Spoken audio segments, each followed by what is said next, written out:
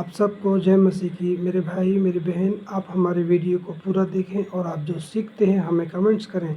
आपके कमेंट्स बहुत लोग पढ़ते हैं और आशीष पाते हैं। हमारा उद्देश्य परमेश्वर का वचन हर व्यक्ति के पास पहुंचे। आप भी हमारे साथ इस सेवा में शामिल हो सकते हैं। हमारे वीडियो को शेयर करें। आप सबको जय मसीह की।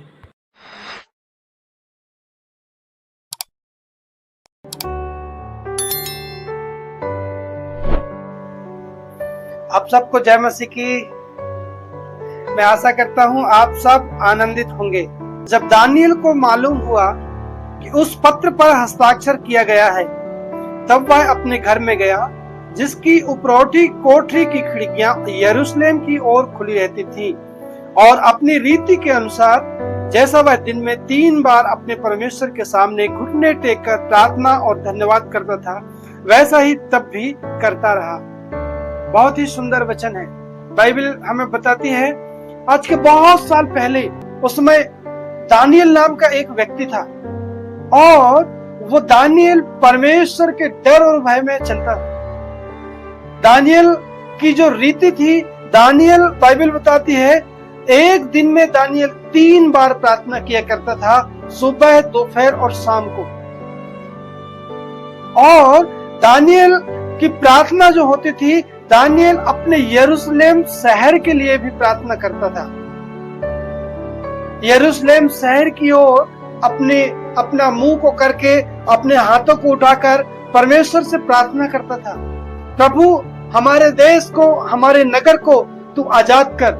प्रभु इस नगर को मैं आपके हाथों में सौंपता हूँ। यहाँ की गरीबी, यहाँ की लाचारी, यहाँ की बीमारी, यहाँ की परेशानी जो शत्रुओं से घिरा है, ऐसे बहुत सारी विषय को लेकर दानियल अपने देश के लिए, अपने राज्य के लिए, अपने शहर के लिए प्रार्थना करता था। मेरे भाई मेरे बहन, हमें भी हमारे देश के लिए प्रार्थना करना है। हमें हमारे देश के राजा के लिए प्रार्थना करना है। हमें हमारे देश के नेताओं के लिए प्रार्थना करना है। हमें जहां हम रहते हैं, शायद आप अगर ग्रामीण क्षेत्र में हैं तो आपको अपने वार्ड मेंबर के लिए प्रार्थना करना है, सरपंच महोदय के लिए प्रार्थना करना है, और अगर आप शहरी क्षेत्र में हैं तो पार्षद के लिए प्रार्थना करना है, अध्यक्ष के लिए प्रार्थना करना है, हमारे सीएम के लिए प्रार्थना करना है। हर एक वो मंत्री और मिनिस्टर के लिए हमें प्रार्थना करने की आवश्यकता है। भले ही उनका व्यवहार कैसा ही हो, भले ही वो राज्य को जैसी भी स्थिति में चला रहे हैं, लेकिन बाइबल बताती है दानियल भी उन दिनों में अपने देश के लिए, अपने नगर के लिए प्रार्थना करता था। और क्या हुआ है आखिरी में अगर हम देखेंगे, दानियल को जिस देश के लिए वो प्रार्थना करता था, यरूशलेम की धरती के लिए प्रार्थना करता था, यरूशलेम के लिए प्रार्थना करता था, और परमेश्वर ने उसकी प्रार्थना को सुनकर यरूशलेम को स्वतंत्रता दिया था। आपकी और मेरी प्रार्थना को भी परमेश्वर सुनता है, क्योंकि हम जिसकी आराधना करते हैं वो जिंदा खुदा है, वो जीवित परमेश्वर है। बाइबल बताती है कुछ लोगों ने दानियल के विरुद्ध में षड्यंत्र रचा और राजा के पास एक आवेदन पत्र लिखकर दिए कि राजा, हर एक व्यक्ति आपको दंडवत करे। नबूकदनेस्सर राजा हुआ करता था उन दिनों में। और बाइबल बताती है ये खबर दानियल को भी पता चल गई, लेकिन दानियल नहीं डरा, दानियल झुका नहीं।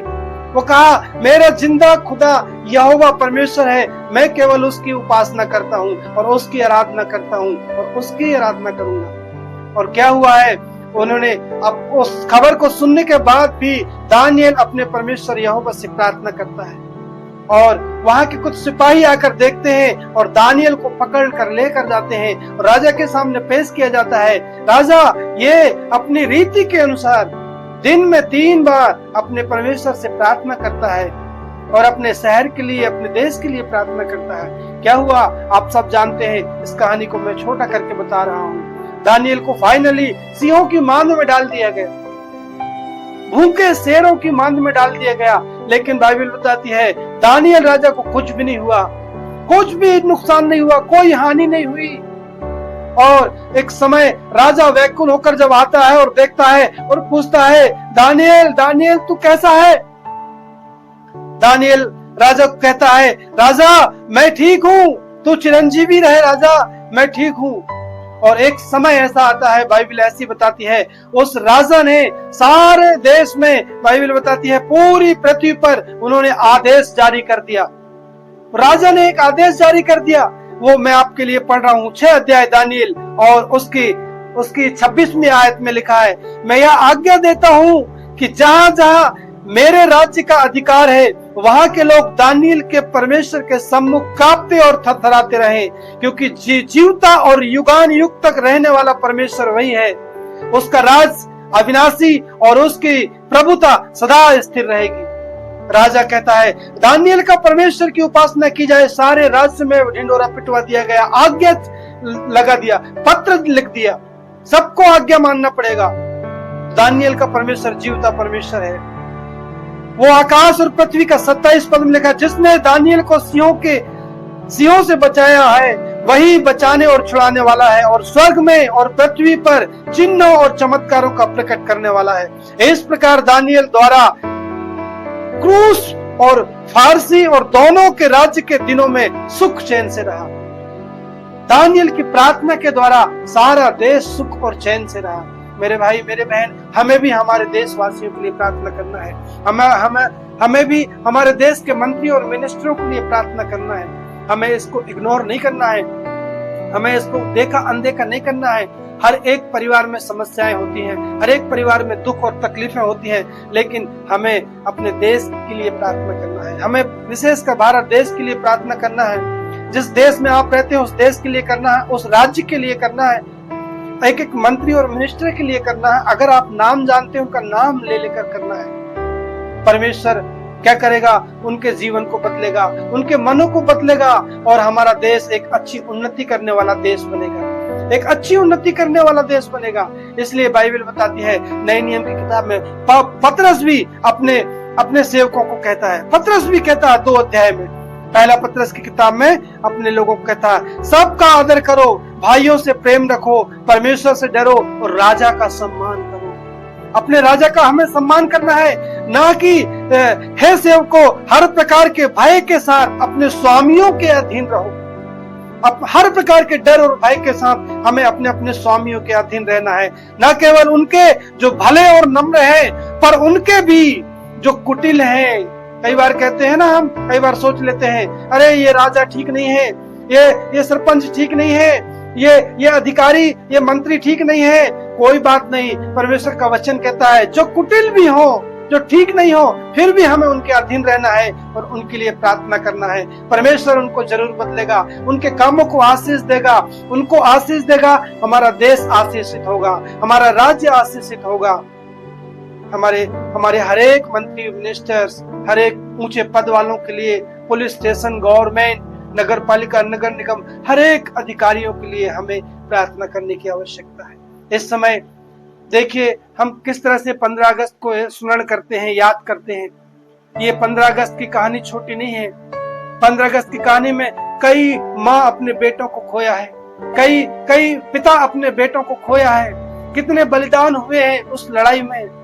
और आज भी सरहद में देखिए, हर समय हम तो रात को बड़ी चैन से अपने बिस्तर में सो जाते हैं, लेकिन आज भी हमारे भाई बंधु जो वहां पर नौकरी करते हैं अभी भी वहां तैनात रहते हैं, अभी भी दुश्मनों के साथ लड़ाई करते हैं और हमारी रक्षा करते हैं, इसलिए कि हम चैन के साथ सोएं, हमारा देश चैन के साथ रहे, हमारे देश में शांति और आनंद रहे। कितनी अच्छी बात है।